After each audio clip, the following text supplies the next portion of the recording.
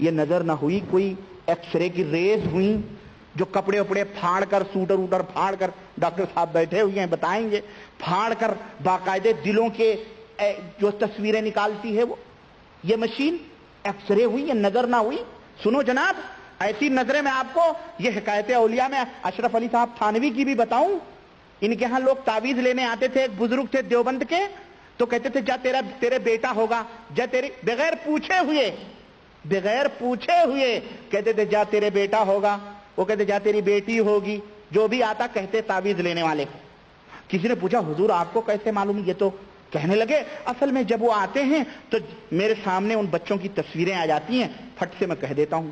ایسے لوگوں تو باقاعدے وہ آج کل چلا نہیں وہ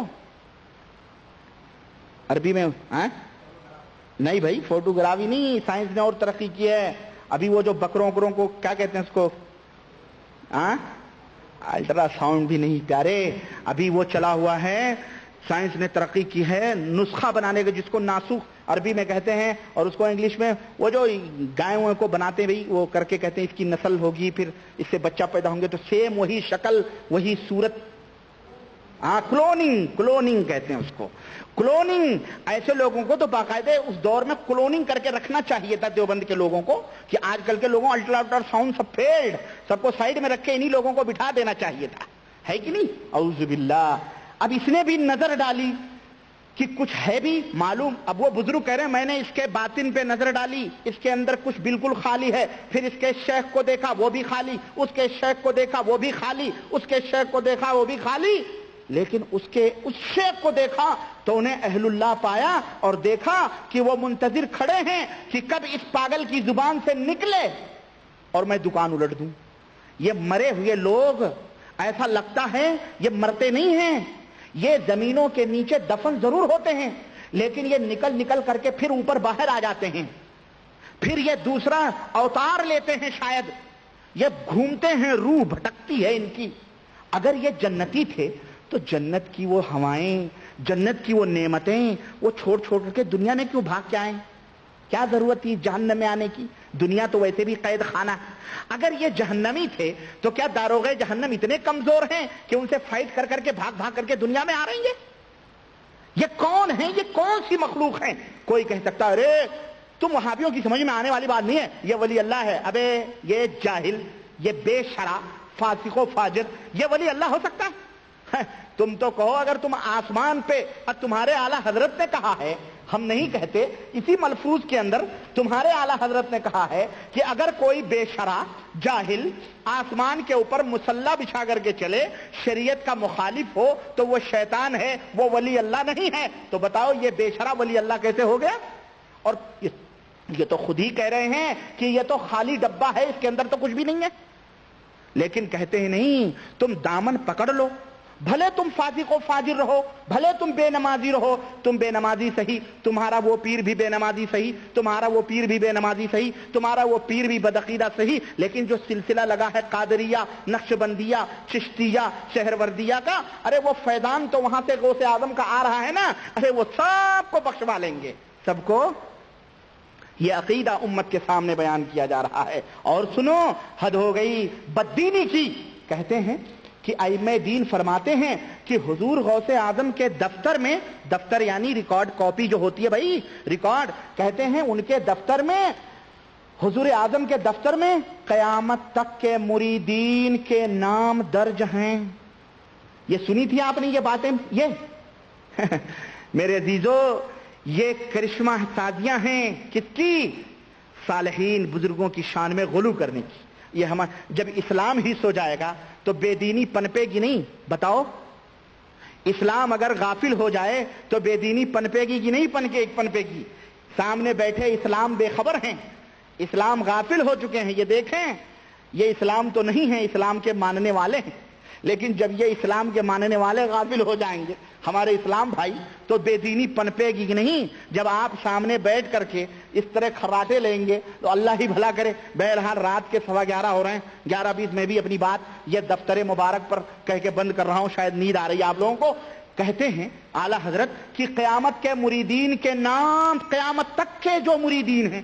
اب بتاؤ غوث اعظم سن 5ویں صدی ہجری کے ہیں چھٹی صدی ہجری کے 5ویں صدی کے اخیر میں. اب قیامت تک ان کے مریدین کیسے ہوں گے؟ ہاں میں بتاؤں کیسے ہوں گے. ہمارے پیارے لوگوں کے ذہن میں پھٹ سے بات آئی ہوگی، یہ جو یار لوگ ہیں ٹیٹیت، یہ وہابی ہے، اس کی سمجھ میں کہانے والے، یہ ہمیں بتائیں گے. ہم جانتے ہیں، ہمیں بتاؤ مت، ہم جانتے ہیں کیسے غوث پاک کے مرید ہوں گے. یہ جو تم نے قادریہ سلسلہ نکالا ہے، یہ جتنے لوگ بھی اس سلسلے میں جڑیں گے سب غوث اعظم کے مرید کہلائے جائیں گے. تو قیامت تک جتنے بھی قادریہ سلسلے میں جڑے ہیں، سنو قادریوں پادڑیوں، تمہیں خوشخبری احمد رضا خان دے رہے ہیں، اسی لیے لوگ قادری پادڑی بن رہے ہیں. سنو، کہتے ہیں کہ حضور پرنور فرماتے ہیں، حضور پرنور رضی اللہ تعالیٰ عنہ، ابھی تک نبی صلی اللہ علیہ وسلم ہی حضور پرنور تھے، اب غوث پاک بھی کیا ہو گئے؟ بولو، حضور پرنور ہو گئے. اعلی حضرت جو ہے نا، یہ ہمارا استاد جو تھا بدر الدین قادری، یہ مر گیا بامبے میں.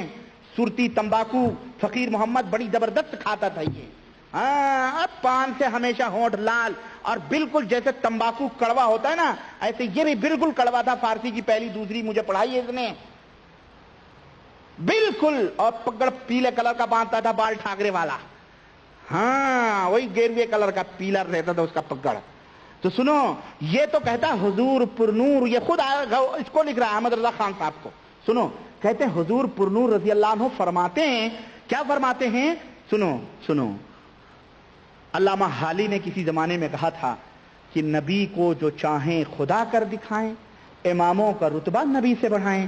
کہتے ہیں کہ حضور پرنور فرماتے ہیں، حضور پرنور یعنی غوث پاک فرماتے ہیں کہ رب عز و جل نے مجھے یہ دفتر عطا فرمایا ہے، اللہ نے یہ دفتر انہیں عطا فرمایا ہے کہ منتہائے نظر تک وسیع تھا، اتنا بڑا رجسٹر کی حد نگاہ تک وسیع تھا. اس میں قیامت تک کے میرے مریدین کے نام تھے، اور مجھ سے فرمایا وَهَبْتُهُمْ لَكَ، میں نے یہ سب تمہیں بخش دیے ہیں. حد ہو گئی، ہوئی کہ نہیں؟ بولو، حد ہو گئی، واقعی کفر کی حد ہو گئی. استغفر اللہ، یہ عقیدہ استغفر اللہ کہاں سمانے والا ہے؟ یہ بدعقیدگی جس کے اوپر قرآن و سنت کی مہر ہے، چھو کے بھی نہیں گزری ہے، ان سے چھو کے بھی قرآن و سنت کی نہیں گزری ہے ہوا. کہاں قرآن، کہاں احادیث، پورے رجسٹر حضرت غوث پاک کو قیامت تک کے آنے والے سب اللہ نے انہیں عطا کیے، تو رسول اللہ کہاں گئے؟ بولو، استغفر اللہ، حد ہو گئی واقعی. میرے عزیزو، یہ صفحہ نمبر 72. باتیں بڑی زیادہ ہیں، میں تو 3-4 واقعے میں اتنا ٹائم آپ کا لے لیا، بقیہ اور بھی باتیں ہیں. میں چاہتا ہوں یہ سلسلہ چلتا رہے، ہے نہیں؟ یہ قسط در قسط چلے گی انشاءاللہ تبارک تعالیٰ.